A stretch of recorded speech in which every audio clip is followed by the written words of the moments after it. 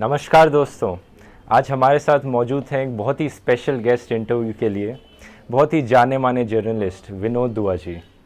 हम इनसे कुछ सवाल करेंगे इनकी लाइफ के बारे में, इनकी एक्सपीरियंसेस के बारे में।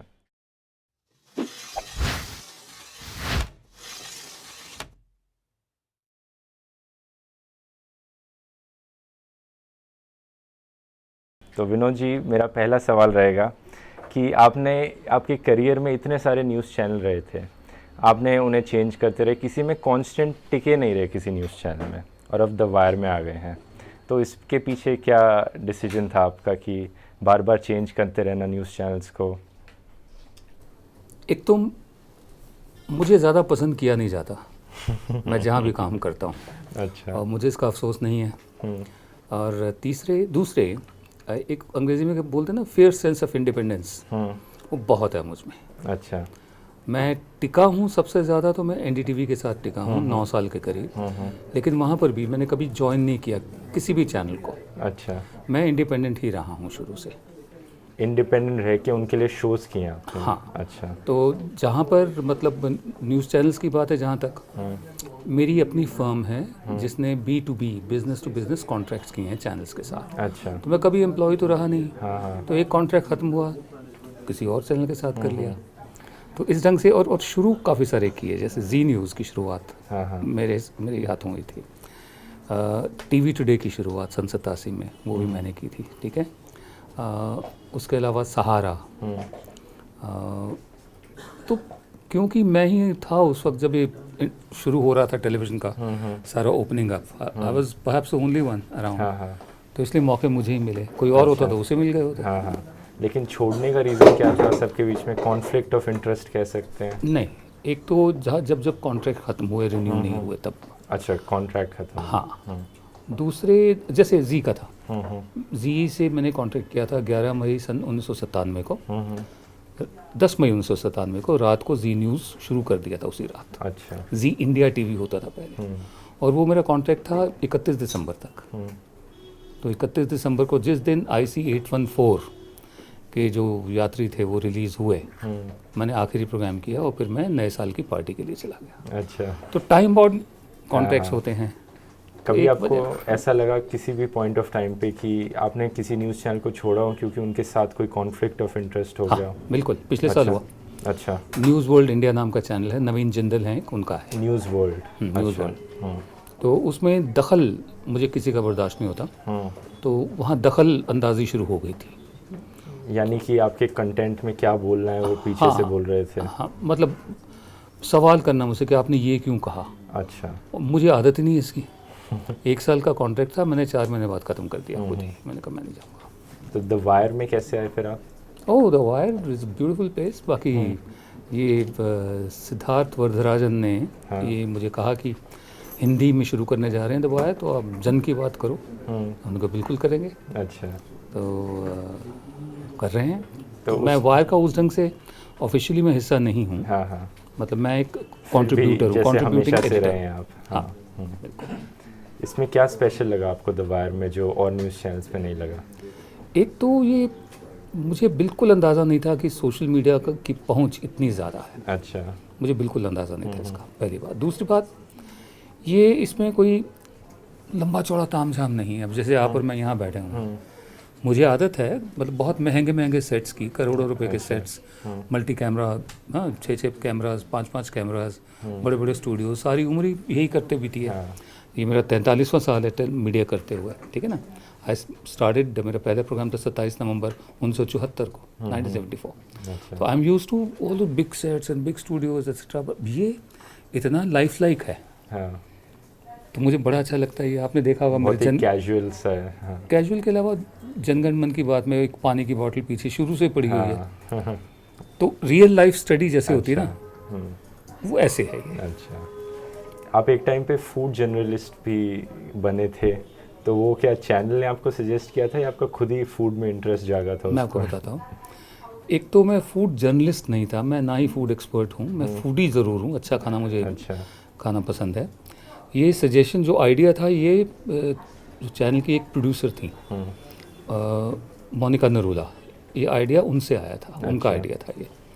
और दूसरे मेरा ताल्लुक ना हम्म, मोहल्ले से है, सड़क से है। Hmm, I am a people's person, मुझे बड़ा अच्छा लगता है। अच्छा, एक आम आदमी की तरह। हाँ। हम्म, तीसरे, जब हम किसी नए शहर में जाते हैं तो क्या करते हैं, हम्म, अपने दोस्तों से मिलते हैं अगर कोई हो वहाँ तो, या हाँ। रिश्तेदार अगर हो उनसे मिलते हैं, शहर देखते हैं जो लैंडमार्क्स हैं, और बढ़िया जगह पे खाना खाते हैं। हाँ, तो बस मैं शहर का यही जो करता था। कल्चर है। हाँ, हाँ, मैं अच्छा, यही करता था, किसी भी शहर में पहुँच के उसके बारे में थोड़ा सा बता दिया, अच्छा, और फिर अच्छी अच्छी जगह जो है जिसकी रिसर्च हम पहले कर लेते थे हम्म, वहाँ पहुँच के शूट कर लिया। हम्म, और कोई स्क्रिप्ट नहीं होती थी, सारा एक्सटेम्पोरे होता था, अच्छा, और it was my fun program. हम्म।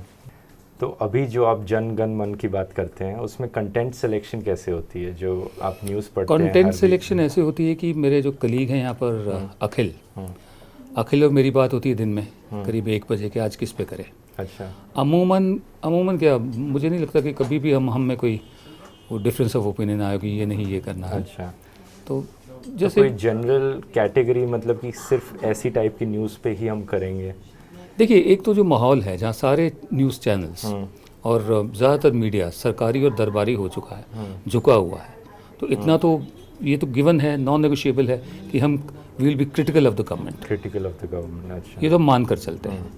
जब एक दफ़े ये तय हो गया कि ये जो ये मीडिया का काम है क्रिटिकल होना, जो इस वक्त नहीं कर रहा है कोई भी, सब सरकारी हुए पड़े हैं, दरबारी हुए पड़े हैं, तो हमारा ये तो फैसला होता ही है, अजम्पशन है, ये तो हम मान कर चलते हैं कि हमें we have to be critical of the government, that's the role of media.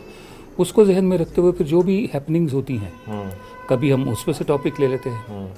जैसे अभी ये report I reserve bank of India की कि जितना कैश नोटबंदी से पहले था सर्कुलेशन में, लगभग उतना ही वापस आ गया। हाँ, हाँ, तो हासिल क्या हुआ, कुछ भी नहीं हुआ, है ना। तो अब इस पे करेंगे हम, मैंने भी यही सोचा हुआ था, अच्छा। तो इस ढंग से हम टॉपिक डिसाइड कर लेते हैं। तो ऐसा भी होता है कि जो न्यूज़ में ज़्यादातर नहीं दिखाते हैं न्यूज़ चैनल्स, उस पर फोकस करते हैं? उस पर भी करते हैं, बिल्कुल करते हैं, हमारा फ़र्ज़ बनता है। तो ठीक है। तो आज के टाइम पे जो देश में हालत है काफ़ी अच्छे नहीं है, हमारे इंस्टीट्यूशंस को एक से एक करके, क्या कह सकते हो आप, अटैक किया जा रहा है, उन पे हाईजैक किया जा रहा है। आपकी इतने लंबे एक्सपीरियंस रहा है, आप इंदिरा गांधी के टाइम पे भी थे, तो उसको इससे कैसे कंपेयर कर सकते हैं? उससे भी बेकार हालत है इस टाइम पे, या मुझे तो वैसी हालत लगती है, सन 77 वाली हालत लगती है, सन 76-77 वाली, बल्कि उससे ज़्यादा ही, मतलब ज़्यादा ही खराब इसलिए लगती है क्योंकि जब मिसेस गांधी थी, इंदिरा गांधी थी, उनके साथ एक कोटरी थी सिर्फ, अच्छा, गिने चुने कुछ लोग थे। इस वक्त बिल्कुल प्लान्ड तरीके से एक पूरी ऑर्गेनाइजेशन है जिसकी अपनी विचारधारा है, जिसका अपना तस्वुर है कि भारत क्या हो। अच्छा, ये पूरा संगठन लगा हुआ है इस वक्त तो साथ में। तो उस लिहाज से ये समय ज़्यादा ख़राब है सन 70 के मामले में, लेकिन हालात कमोबेश वैसे ही हैं। अच्छा। तो इस चीज़ को रोकने के लिए क्या किया जा सकता है कि फ्यूचर में कभी ऐसा इस पॉइंट पे ना पहुंचे हमारा कंट्री, हम भारत? भाई देखिए, हम तो ये मानते हैं कि अगर आप एक लोकशाही हैं, डेमोक्रेसी हैं, तो उसके लिए काबिल जो नागरिक होते हैं उनकी भी ज़रूरत होती है।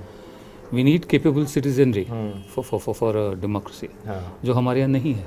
अच्छा, लोग बह जाते हैं, बातों में आ जाते हैं, कोई भी मजमा लगाकर, प्रोपेगेंडा से, हाँ, किसी चीज़ को मतलब बातों में बहला फुसला के अपनी बात मनवा ले, रो दे, कभी हंस दे, कभी गा दे, कभी धमकी दे दे, मतलब एक मजमा फरोश की तरह है। अगर आप एक रैली कर रहे हैं और लोग बातों में आ जाते हैं, अच्छा, तो सबसे बड़ी ज़रूरत तो ये है कि डेमोक्रेसी के लिए जो नागरिक हैं, जो सिटीजन्स हैं, वो भी काबिल हों। अच्छा। तो वो तालीम से काबिल होते हैं। उस जो टाइम हमारे पे भी हैं। ऐसा ही हुआ करता था, जो गवर्नमेंट थी वो भी प्रोपेगेंडा फैलाती थी, लोगों को बेवकूफ़ बनाने का काम करती थी। हाँ, मुझे याद है, नारे उस वक्त होते थे, बसों पर लगे होते थे, हम सुनहरे कल की ओर बढ़ रहे हैं। अच्छा, जो अच्छे दिन आने वाला, जैसे अच्छे दिन नारा आने हो वाले गया। हैं, हाँ, तो इमरजेंसी के दौरान ये नारा होता था, बसों पे लिखा होता था, हम सुनहरे कल की ओर बढ़ रहे हैं। अच्छा, अब यहाँ अच्छे दिन आने वाले हैं। तो हालात मुझे वैसे ही लगते हैं, लेकिन एक बात थी, किसी को अंदाज़ा नहीं था कि अंदर ही अंदर जो जनमानस है उसने अपना मन बना लिया है कि अगर जब भी इलेक्शन होंगे इनको बाहर करना, अच्छा, मिसेस इंदिरा गांधी और कांग्रेस को। ये किसी को अंदाज़ा नहीं था, और किसी ने सोचा भी नहीं था कि विकल्प क्या हो सकता है, ऑल्टरनेटिव क्या हो सकता है, कि जनता पार्टी भी एक बन सकती है, सारी पार्टियां मिलकर। अच्छा। तो विकल्प निकलते हैं, डेमोक्रेसी में ही निकलते हैं ऑल्टरनेटिव्स। उन्होंने भी नेशनलिज्म को इसी ढंग से यूज़ किया। रिलीजन क्योंकि एक बहुत बड़ा फैक्टर है जो उस टाइम पे शायद नहीं था, मुझे टाइम पे लगता नहीं है था, ना। उस टाइम, इस टाइम रिलीजन का भी एक नया एंगल आ गया है। बिल्कुल। आप पे कभी कोई ऊपर से प्रेशर आता हो जब से आपने द वायर में काम करना शुरू किया है? एक फिल्म आई थी जाने भी दो यारो, हम्म, उसमें एक डायलॉग है ओमपुरी का, हम्म, मरहूम ओमपुरी का। युधिष्ठिर उनको डांटते हैं कि भीम अपने बड़े भाई की बात नहीं मानते, तो वो कहते हैं बात तो हमने अपने बाप की नहीं मानी, तुम चीज़ क्या हो, तो प्रेशर किसका। लेकिन कोई ऑर्गेनाइज अटैक कभी आप पे किया हो कोई ट्रोल आर्मी ने? हाँ, ट्रोल आर्मी तो करती रहती है। ऑनलाइन होता रहता हाँ, है, वो होता लेकिन रहता ऑफलाइन कुछ हुआ हो कभी? नहीं, ऑफलाइन मैं मुंह नहीं लगाता हूँ। अच्छा, तो बहुत बहुत धन्यवाद विनोद दुआ जी हमारे साथ जुड़ने के लिए। Thank you, Thank nice you. Meeting you. मैं आपकी वीडियोस देखता रहता हूँ। Thank you.